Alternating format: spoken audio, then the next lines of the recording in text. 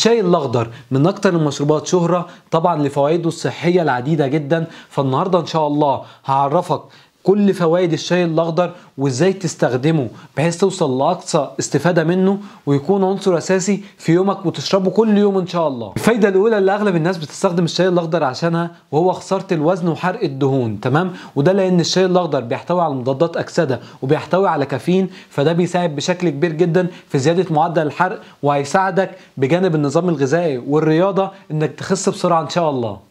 الفايدة التانية للشاي الأخضر وهي دعم صحة الدماغ وزيادة التركيز، وده لأنه بيحتوي على الكافيين وعلى عنصر السيانين، ودول هيساعدوا بشكل كبير جدا في تقليل التوتر وزيادة التركيز على مدار اليوم. الفايدة الثالثة وهي تحسين صحة القلب والأوعية الدموية، وده لأن الشاي الأخضر هيساعد بشكل كبير جدا في تقليل مستويات الكوليسترول الضار وزيادة مستويات الكوليسترول الجيد، وده هيساعدك بشكل كبير في تحسين صحة القلب والأوعية الدموية. الفايدة الرابعة وهي تحسين صحة البشرة وتأخير الشيخوخة، وده لأن الشاي الأخضر غني بمضادات الأكسدة كتير جدا اللي هتأخر معاك الشيخوخة وتحسن معاك من صحة البشرة وهيفرق معاك بشكل كبير جدا.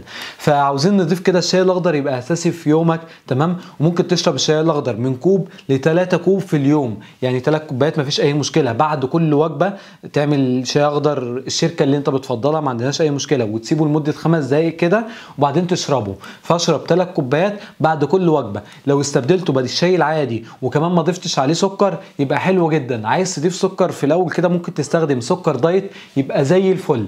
الشاي الاخضر هيفرق معاك بشكل كبير جدا وهتلاقي فوائد كتير جدا هتعود على جسمك لما تستخدمه باستمرار ان شاء الله. وانت لو بتشرب الشاي الاخضر باستمرار يا ريت تعرف غيرك في الكومنتات كده فوائده اللي بتعود عليك بحيث تشجع غيرك ان هو يبدا يخليه عاده عنده، تمام؟ وبكده يكون فيديو النهارده خلص. طبعا ما تنساش تعمل لايك للفيديو ده عشان يوصل لاكبر عدد من الناس، وتعمل اشتراك في القناه عن طريق انك تضغط على صورتي هنا بحيث يوصل لك كل جديد اول ما ننزله. ونشوفكم الفيديو الجاي على خير. سلام عليكم.